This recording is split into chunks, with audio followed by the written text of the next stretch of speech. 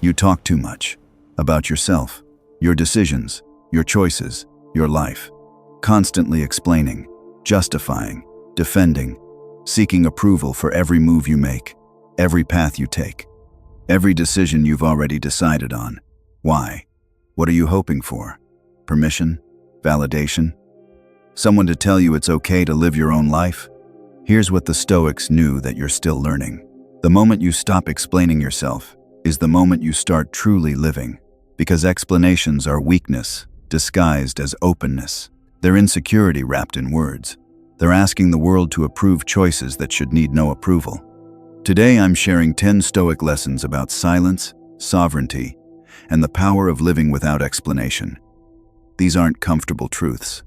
They'll challenge everything you've been taught about being open and communicative.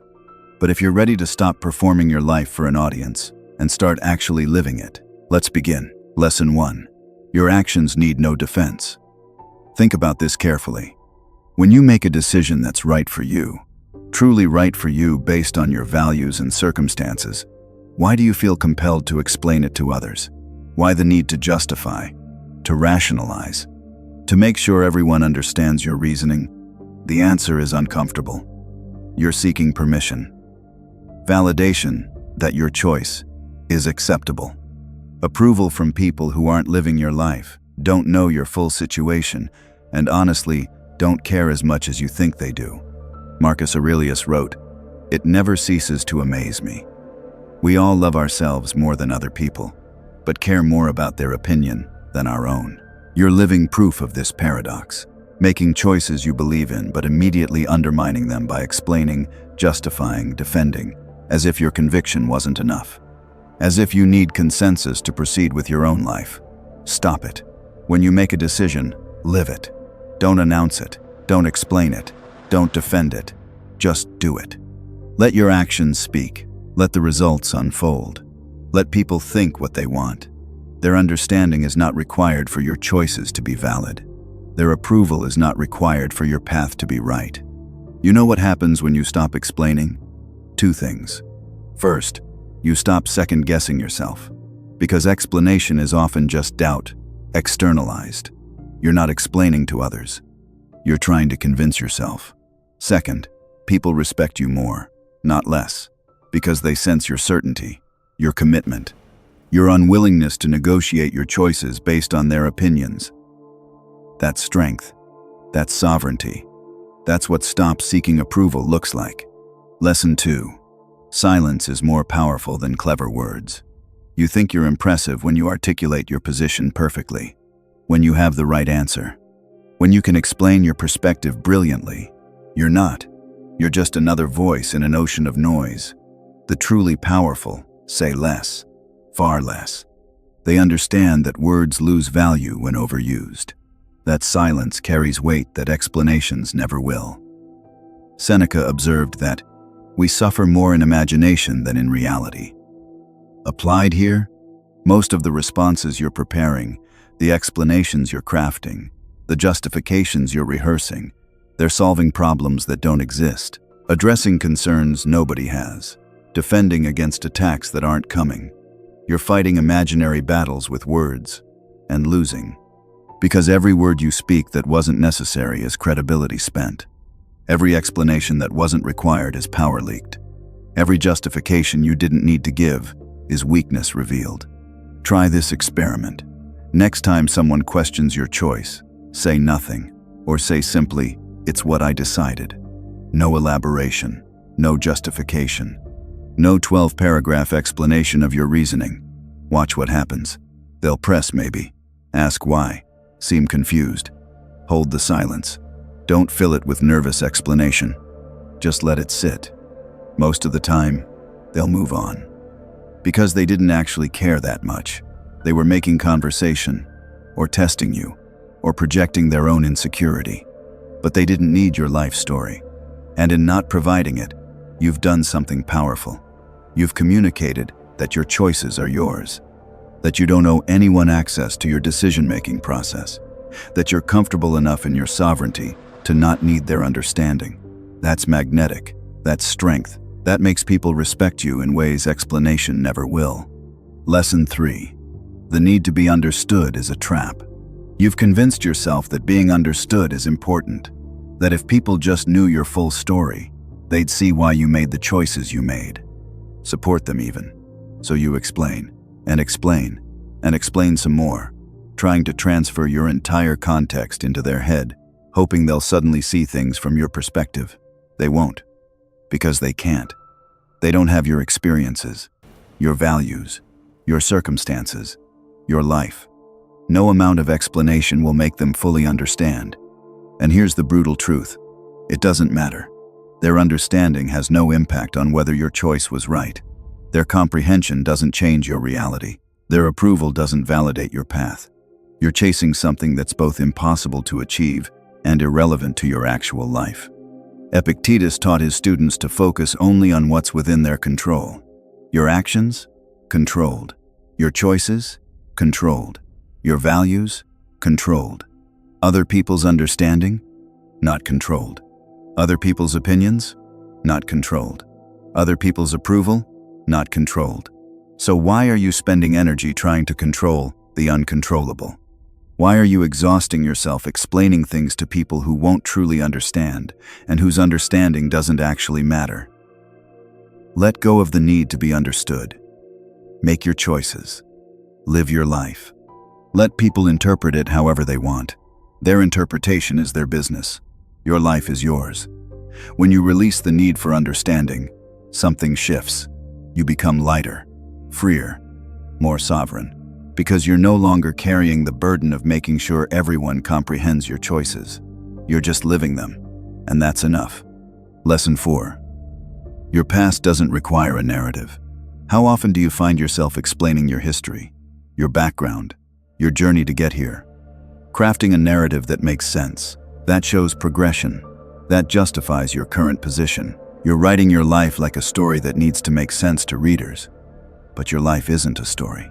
It's a series of moments, choices, changes that don't need to form a coherent narrative for public consumption. The Stoics believed in living in the present, not because the past doesn't matter, but because the past is fixed, unchangeable. What matters is now. What you do with this moment, not what story you can tell about how you got here.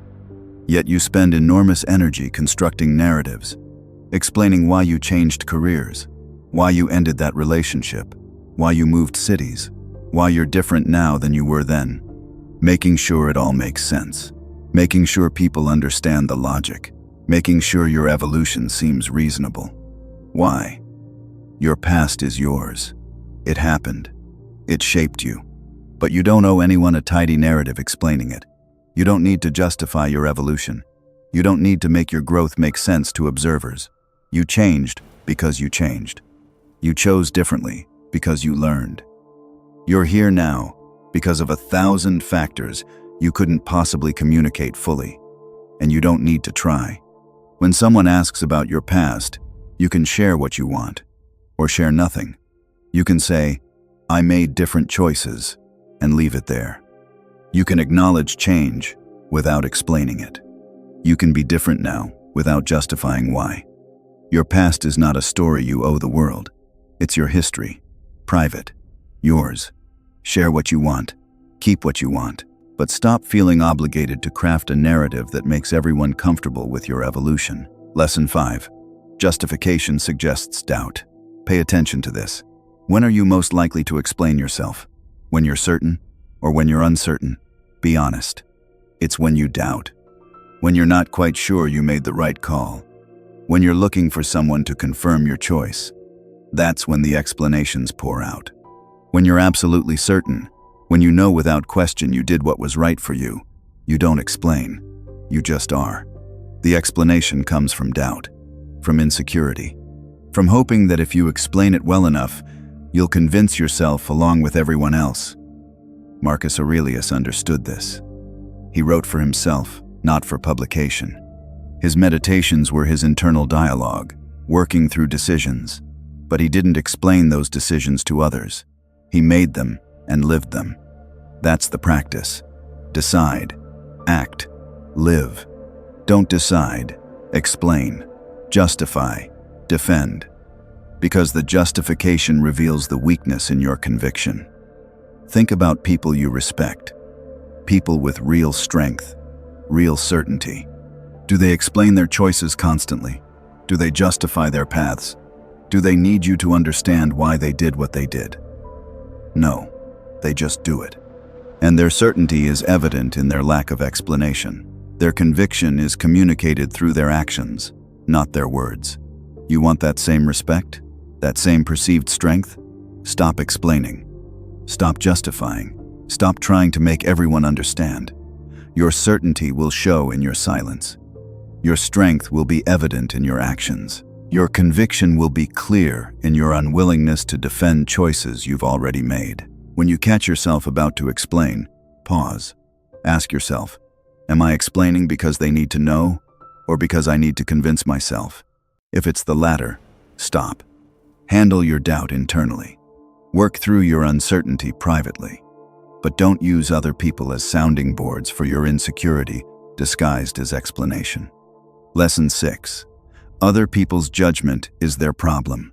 You're terrified of judgment, of people thinking you made the wrong choice, of being criticized, of others disagreeing with your path.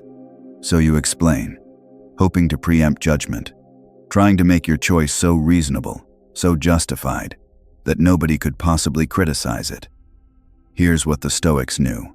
People will judge regardless. Explain or don't explain.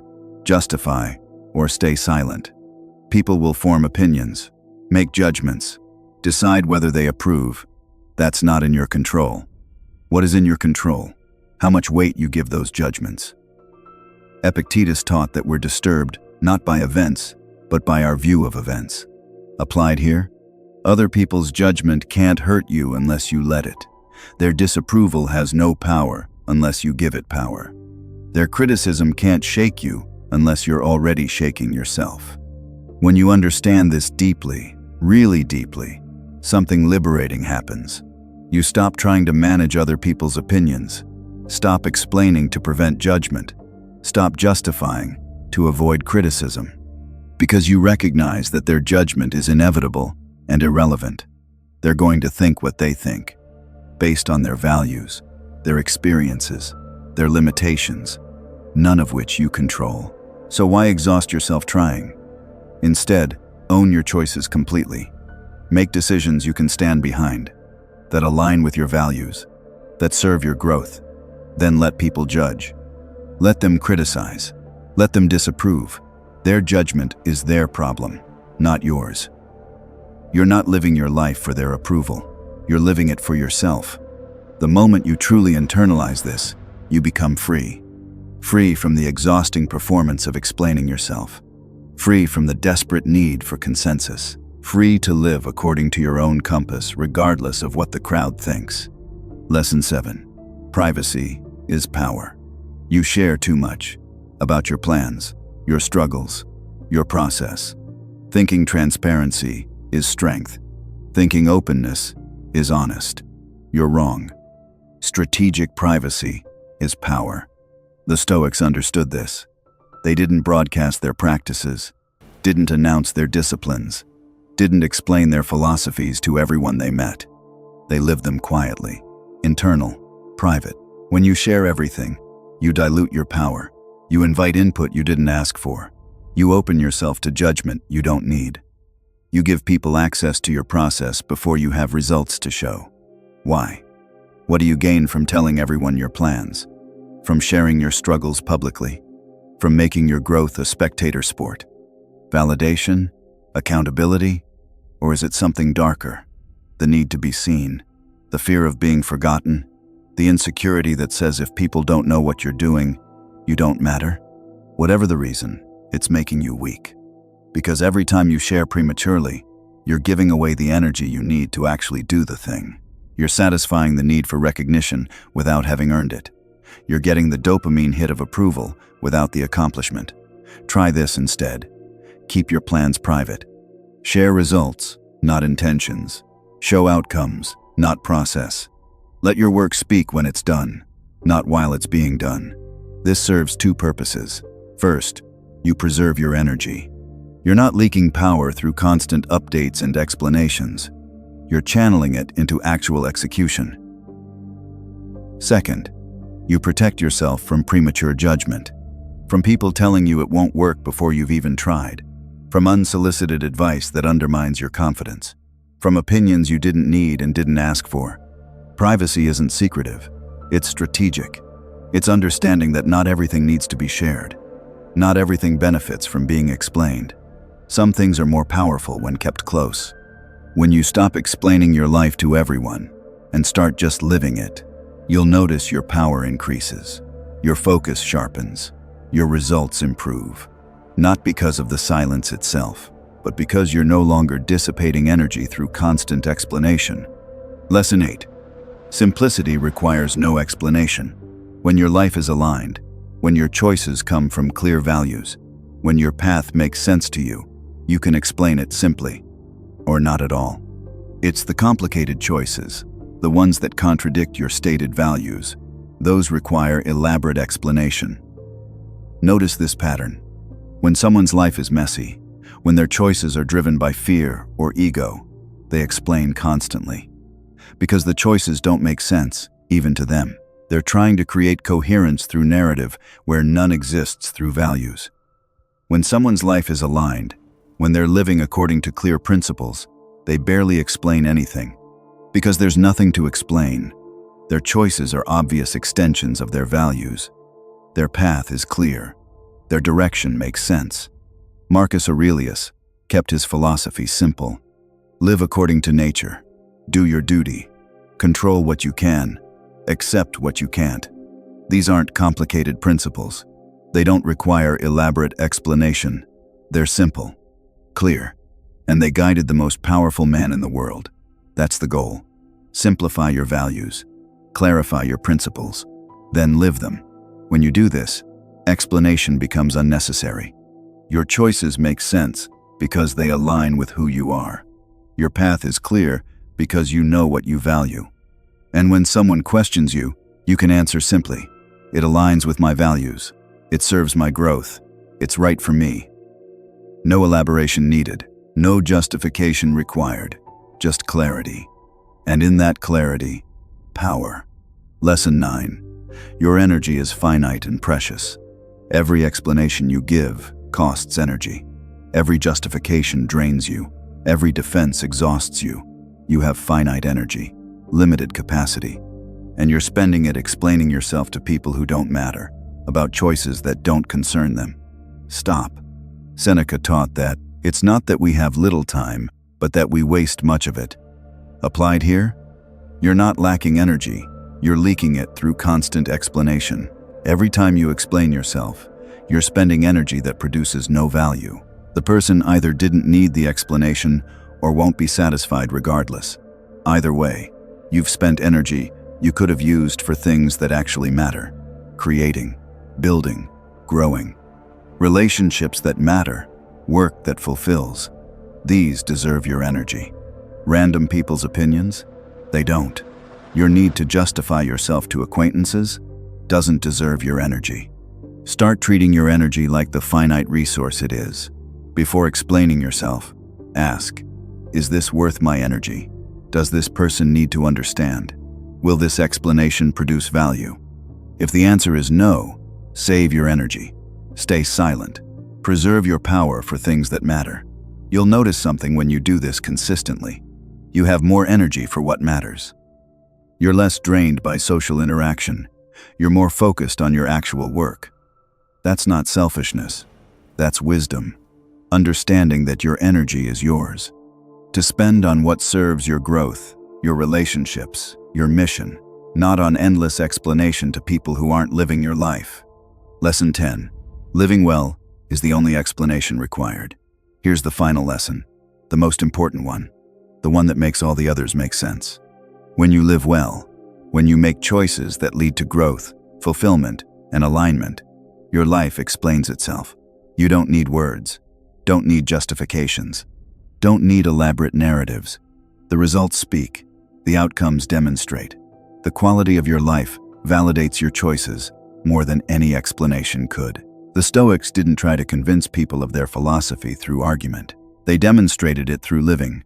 Marcus Aurelius ruled the Roman Empire according to Stoic principles. The results spoke. Epictetus lived free, despite being born a slave. His life validated his philosophy. Seneca navigated political complexity while maintaining his values. His success demonstrated his principles. None of them needed to explain constantly, to justify their choices, to defend their paths. They lived, and their lives were argument enough. That's your goal. Not to explain your choices, but to make choices so aligned with your values, so conducive to your growth, so productive of results, that explanation becomes unnecessary. When you live well, when your life improves, when you grow into someone you respect, people see it, they feel it, and any questions they had about your choices get answered by your results. Stop explaining. Start living. Make choices that serve your growth. Pursue paths that challenge you. Build a life that reflects your values, and let the results speak. When your life is testament to your choices, when your growth validates your path, when your results demonstrate your wisdom, you won't need to explain anything. Your life will do it for you. And that's the ultimate freedom. Not needing to convince anyone, not requiring understanding, not seeking approval, just living well, letting your life speak, and knowing that's enough. These 10 lessons aren't easy. They challenge everything you've been taught about being open, communicative, transparent, but they offer something more valuable than acceptance. They offer freedom. Freedom from the exhausting performance of explaining yourself. Freedom from the desperate need for approval. Freedom to live according to your own values, regardless of what anyone thinks. The Stoics understood something we've forgotten. You don't owe anyone explanations. You don't need everyone to understand. You don't require consensus to live your life. You just need clarity about your values, courage to follow them, and commitment to the results. Start today. Stop explaining. Start living. Make your choices. Own them completely. Let people think what they want. Your life doesn't require their understanding to be valid. Your path doesn't need their approval to be right. Live well. That's the only explanation that matters.